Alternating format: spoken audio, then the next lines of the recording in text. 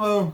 So we are here today with Mr. Jamal Biedic, a Muslim chaplain for the St. Louis Police Department, and myself. The big Mufti. And we wanted to make a video together because we got some questions from a local police department wanting to know about more about Muslims. So we're going to read these questions and kind of try to touch on all of them. There's a lot of questions. There is a lot of questions. Yeah, so some of these we're going to try to keep brief, and some of them we're going to try to explain. So we'll see what we can do. Right? Of course, big Mufti, anything for you. Okay. By the way, he's a doctor. You have to explain your thingy, man. People don't know. Irrelevant. Completely irrelevant. Irrelevant. Oh, somebody's So calling. Jamal's phone is always going off, so Because he's going to put it on silent. I will. Okay, so we're just going to start with the questions. So the first question is, what is the number one reason people of the Muslim faith become radicalized? You want to try the first one, or should I? Why don't you try? You're the Mufti, I'm the Habibi, Okay. so you always go first. So, and you're older, so. thank you. Yeah. So this is more of a political question, and when a question is asked like this, it's really it just shows how deep the misconceptions go. So different people who consider themselves Muslims will get radicalized for different reasons.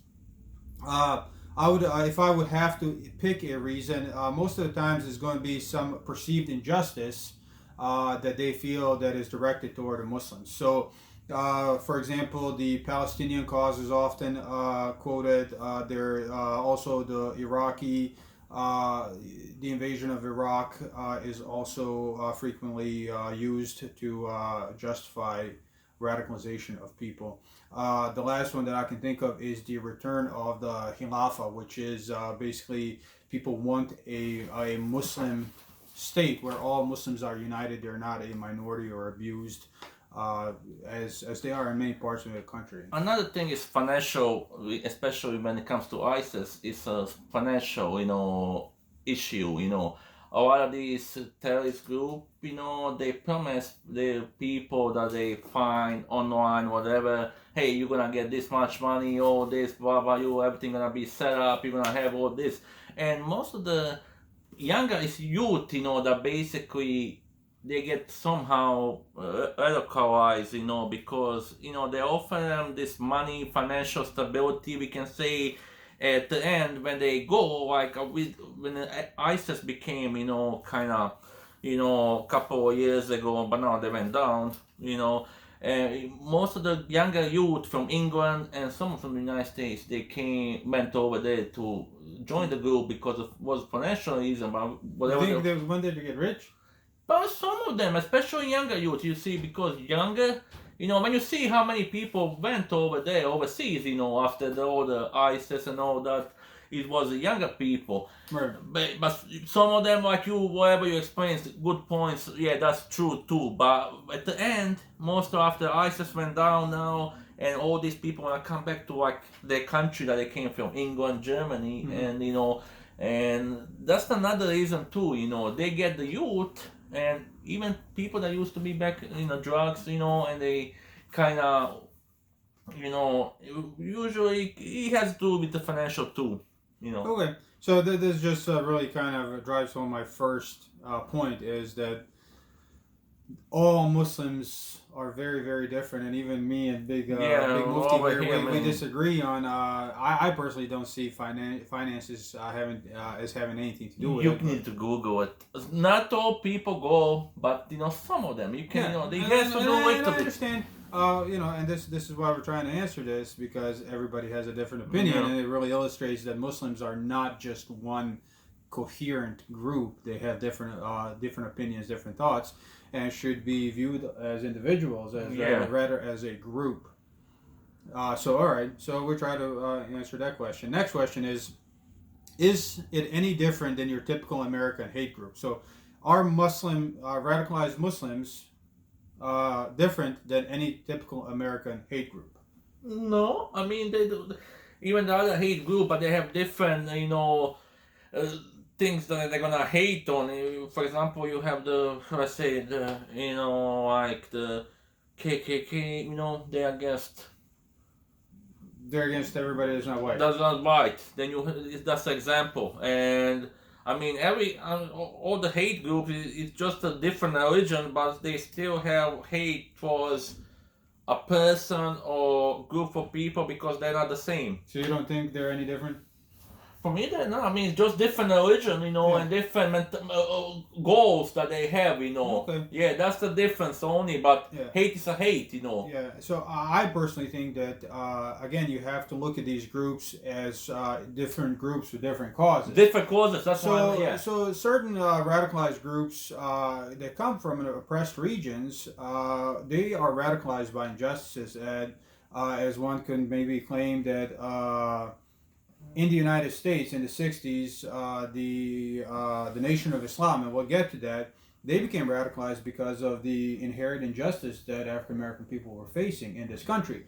So their radicalization had to do with real injustice, and that's not typical of your hate group. Hate groups usually direct their hate on reasons that aren't real, just skin color or ethnicity or nationality. So they don't really discriminate on anything other than the basis of race. And in the same manner, you have Muslims who have become radicalized. Like, for example, there's a lot of Palestinian Muslims who are radicalized against the state of Israel, right?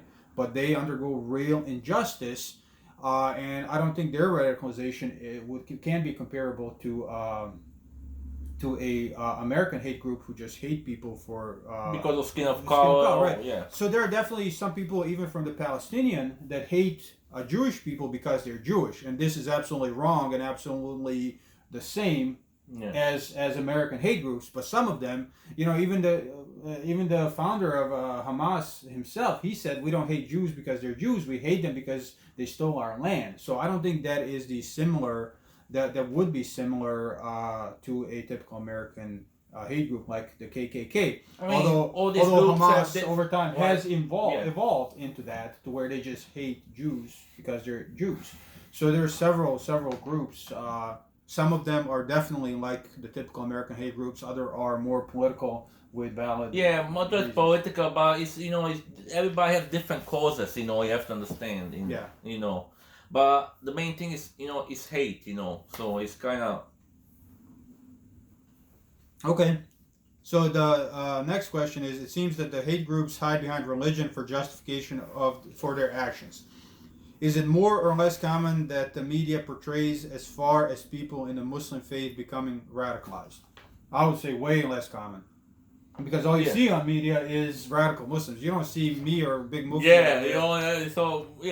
We're typical Americans, and we have American concerns, and we want what's best for our country. And although we view some of the social norms like alcoholism and drugs as unacceptable, we don't impose our will on anybody else. So we are peaceful people who just try to help the poor and stuff. Help the poor. I mean, help the poor, work. Go to school or pay out taxes like normal typical people. So you don't see people like us on TV. What you see generally is the radicalized, the most extremely radicalized people. Because Muslims come in all size, shapes, nationalities. There's a lot of in California. In California state, there's a lot of Hispanic communities who are Hispanic nationalities who are basically converting to Islam and they're becoming Muslims. Even that'd be nice in Los Angeles and different cities in California, the Hispanic society.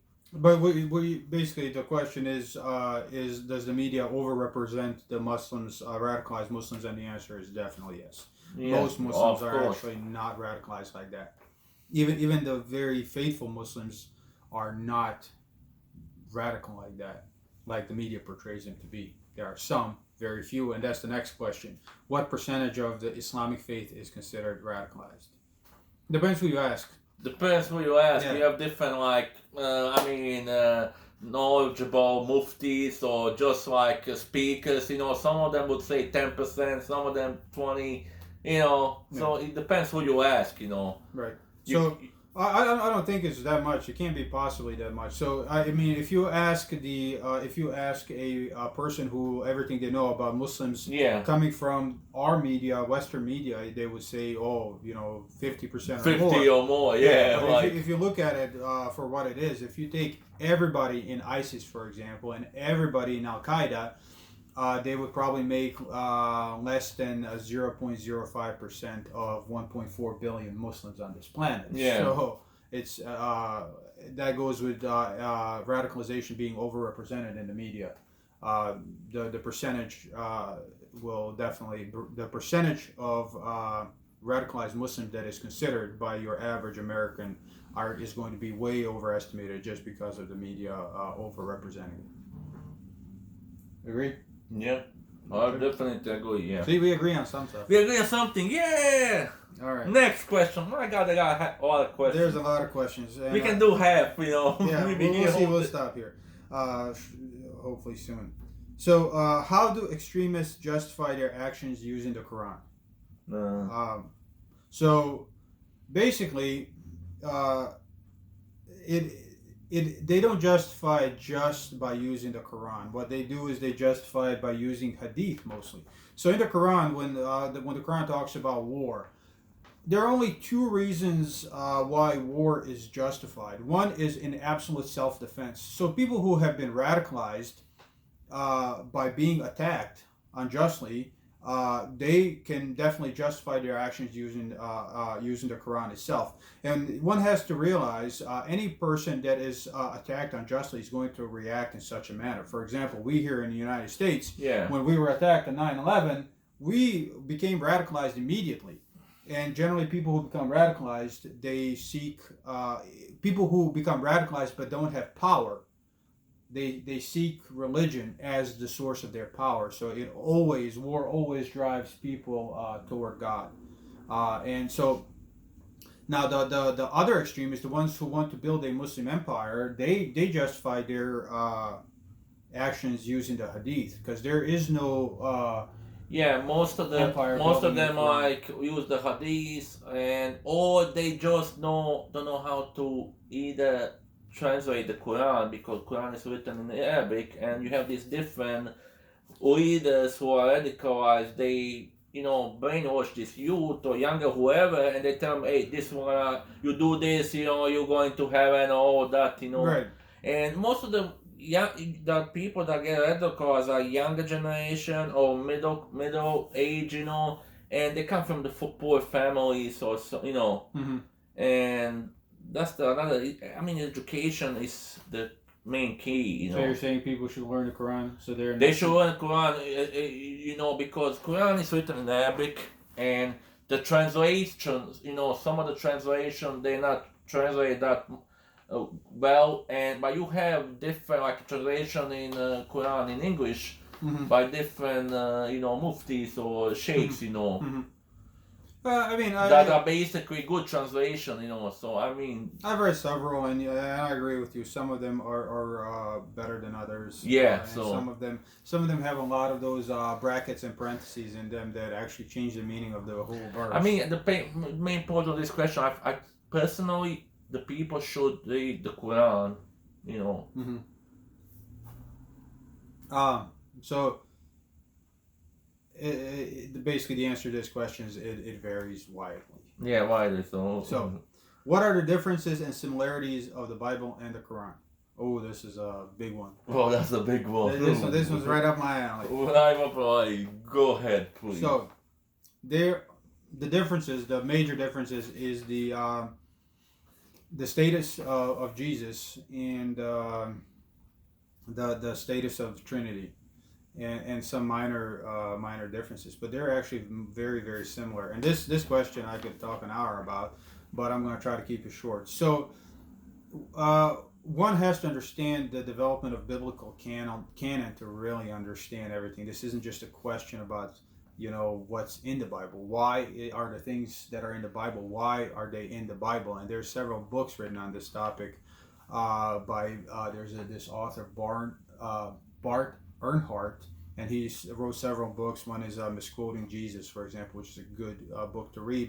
And understanding why people included what they included in the latter books of the Bible is very important. In the Gospels, however, the whole concept of Trinity is really not supported. There are several places where Jesus really kind of implies that he is not God. One of them being in Matthew, where a rich person comes to him and says, "Good teacher, how can I enter the kingdom of heaven?" And he goes, "Why?" He answers, "Why do you call me good? There is no one good except God alone." Basically, don't call me good. I'm not God. There's only one that's good, and that's God. So this is the same concept that is found in the Quran, although in explicit terms. So in the Quran, we are told that the Trinity is not true, that Jesus is not the Son of God, nor is he God. And I think actually the Gospels support that claim, except John, which can be considered a synoptic Gospel, which cannot be considered a synoptic Gospel. But again, one has to understand the development of biblical canon. Also, the morals of it that exist in the Bible and the Quran are essentially the same. The Ten Commandments are the same. And that is the basis of religion for both, and unfortunately, the Ten Commandments are the same. And also in Quran, Jesus is mentioned many times, like 25 times. 25 times, so a lot of people think, some of the people think that are not Muslim, that basically that there is bad talking about, that we should kill all Christians and all that, It doesn't say that. Doesn't say that, but some people, whoever, now you can Google anything, and if they Google something like that, you have these different articles, Right. and yes, I mean selective quoting of the verse. Quoting on a verse and something. So yeah, but there are many, there are few differences and many similarities. Is basically what the answer is. And then it's a big topic. It's a big topic. You can talk for 2 hours or 3. Yes, so absolutely. Next question. Next question. Yeah, I can see you. They can see me. What does Islam say about Satan? That one's easy. You want to go or should I go? You go first. You're the oldest. So I am going to summarize it. Basically, Islam, in the Quran, we are told that Satan is nothing more than a whisperer. He has no power over people who choose to obey God, and he can. There's a verse that says, on the day of resurrection, the people who are standing before hell will see Satan there as well, and he's going to say, "Don't blame me, blame yourselves. I only invited you, and you followed me." So. And several other verses where God tells Satan, you can call them however you want. You can come from behind them, from in front of them, from side to side. Invite them whatever you want. Offer them money, offer them children. Do whatever you want. Entice them in any which way you want. And whoever follows you is going to hell with you. So basically, what did the devil do? He disobeyed God. So whoever disobeys God does what the devil did. Disobeys these commandments is going to hell together with the devil. And these voices we all have inside of our heads, not real voices, but these desires to do what God forbade. Gambling and this is the devil whispering to you, inviting you, making these things pleasing or appealing to you. And if you obey him, you're going to hell with him. And then he's going to say, "Hey, I didn't have any power over you. I just invited you, buddy." Yeah, so it's a temptation, Yeah.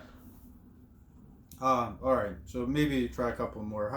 How far in are we? We are like almost 20 minutes. 20 minutes, okay. Let's see. How does Islamic culture react to law enforcement? Oh man, I'm going to let you answer this, but I'm going to have to just say something. So the question is, do they like or respect us? What does the Islam culture think of law enforcement as a whole? Can I just say something about Islam culture?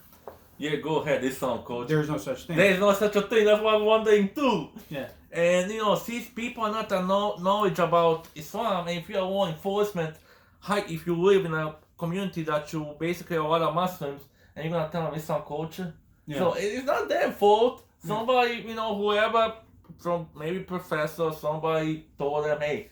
Yeah, but the way I see it, you have in St. Louis, you have the Afghanis, you have the Bosnians, you have the Somalis. All of them are Muslims, but they all act differently. They all view everything differently. Yeah, they are people from different cultures. what Islam is a basic set of commandments that somebody has to follow. People who should be Muslims, they should not lie, they should not cheat, they should not steal, they should not do all these things. Unfortunately, however, people who call themselves Muslim among all these communities, some of them do all these things, and some of them hate cops. Other people love cops. Some of them don't. I mean, when you see, especially now, you have a majority people, not all of them, but it's like 50-50. You have people who love cops. Mm-hmm. You have people who don't hate them. So it's like right now it's 50-50, maybe 80-50, so you cannot ask a question like, do the Muslims love law enforcement? You can't do that. Because in law enforcement you have Muslims who are police officers. Right. And, if you are faced with a racist cop, you're going to not like him. Of course you're not going to like him, but there's procedures, you can... Another thing what immigrant community, they understand that you can make a complaint, go to internal affairs, all that. But what I noticed, what immigrant community and even the Muslim community, they realize that there's resources. If you have a racist cop, he doesn't like you because you're a Muslim or immigrant, they will not right now report it because you have people, resources to give you to show you the way, which is kind of good now, Yeah. So, I mean, that is not all of us view the cops the same, and not all of us, some of us are going to like cops, other people won't like cops. Also, there comes to have that individuality where if you're dealing with a nice person and you yourself are a nice person, there won't be a problem. If either one of the two people because people understand when it comes people understand, they think all law enforcement officers are bad. Well, that's the same thing. That's what they said, that Islam culture is just like saying law enforcement culture. Every cop is different, and every Muslim is different. Yeah, so they were saying the same. All the Muslims are basically, do you like us, do you not like us? Right, it's an individual matter, and it's really... An individual matter that you cannot answer in different culture too, Yeah. So, how about the last one? Last one. Are those in a Muslim community likely to call law enforcement for help? Okay, in this question, it depends on what culture are you coming from, That's another, thing, Most of the cultures, if you're coming from, especially Middle East, or somewhere like the Bosnians, they would like to handle the things themselves. But right now, I see a lot of different culture, they do call the police, Before, when we came, I came in 97, and that time, in Bosnian community, if something happened, they will handle it by themselves. Nobody would call the police, because they wouldn't want the person to go to jail. But that thing have changed. Right now, back in the day, people used to fight, either in a bar or something. But right now, if you even touch him, then they call 911. How about domestically? Domestic. Like domestic violence, domestic arguments. Oh, there's a lot of domestic, especially in this. Okay. Why are you pushing me, man? Okay, look at I'm cute. I know, I just got a haircut. Domestically, is in every muscle, like in a city. There is a lot of culturally before even the husband or wife wouldn't call the police, but now times have changed that they do call domestic abuse. They call 911. Why do you think that is? Because it's majority domestic disturbance happen either husband gets sick, he cannot work, and financial things doesn't work out, bills are coming, all this, arguments come, and sometimes husband gets mad and he hit a wife, or sometimes the wife will hit the husband. That I had cases that happened. Yeah, it's not and that's the situation at the point. They think how can I call the cop, police officers, and which you never. When domestic cases, they go always bad. You never know how bad they're gonna go. So do you think people call domestic cases they are more or less likely to call the cops than your average American person?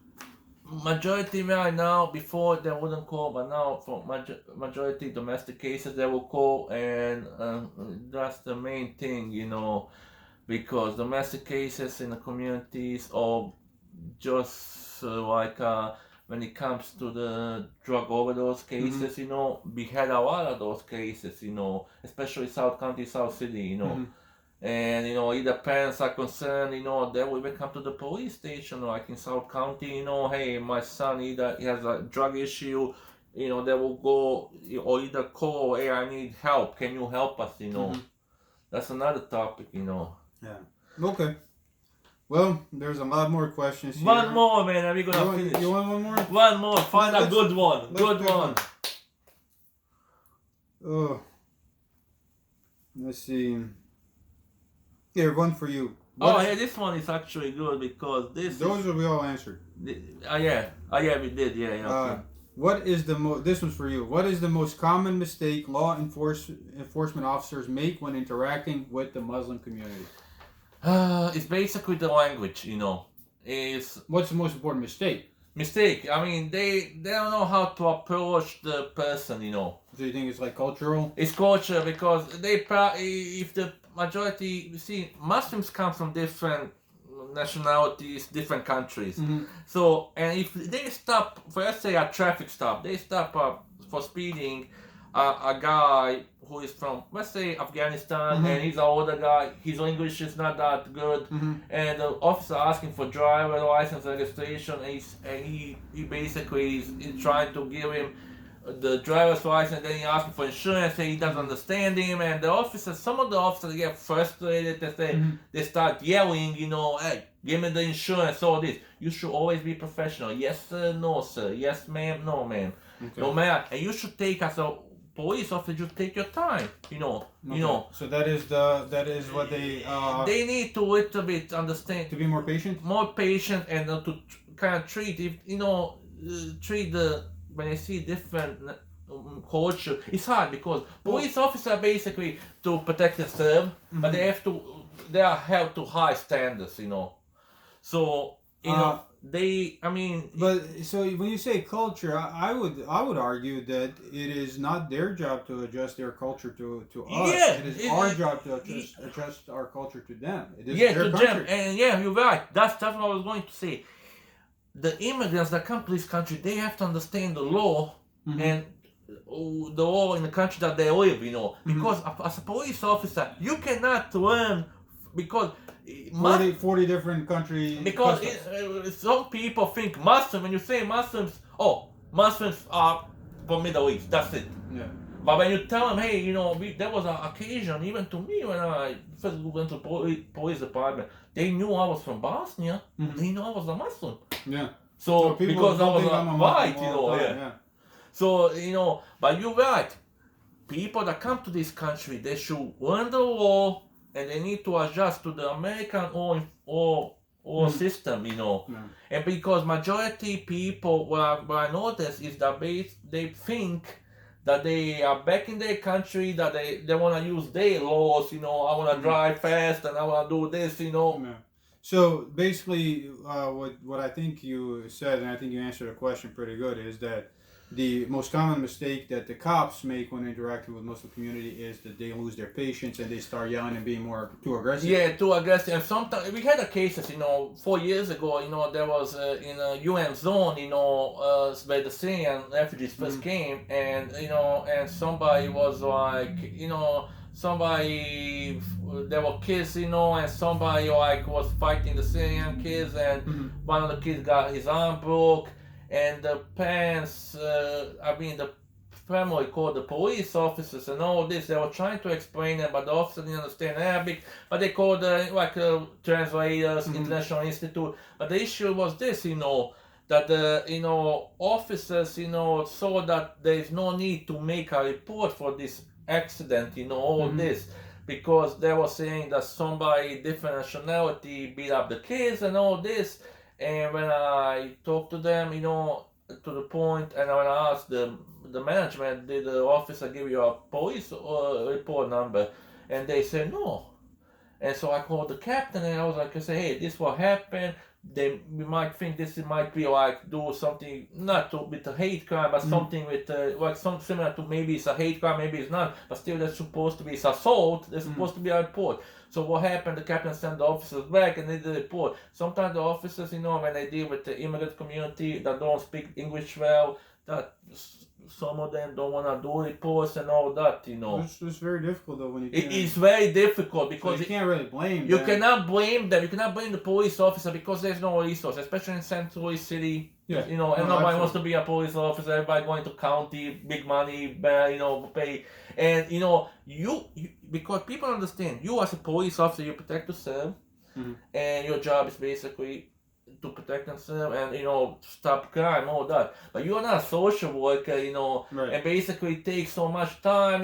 It's hard to find a translator, and when other people think, like I said, Muslims are just if you're a Muslim, you're from Middle East, and that's it, And they don't realize that Muslims come from different nationalities, different shapes, different size, and sometimes it has to do also. I realize there's a misunderstanding that when the immigrants, or immigrants come to this country, what I realize that's when the hate became that a lot of people think that immigrants get everything and all that. That's a different question though. We're talking about police officers. What is the most common mistake police officers make? And my friend Jamal answered it really good. Main thing is communication. Yeah, but that's really not their mistake. So it's not their mistake. Their it's shortcoming is that they're not provided with the right tools to do their job. Right tools. And the most common mistake is that they get frustrated and sometimes react with by escalating the situation, right? Yeah. By being more angry, by being like your driver,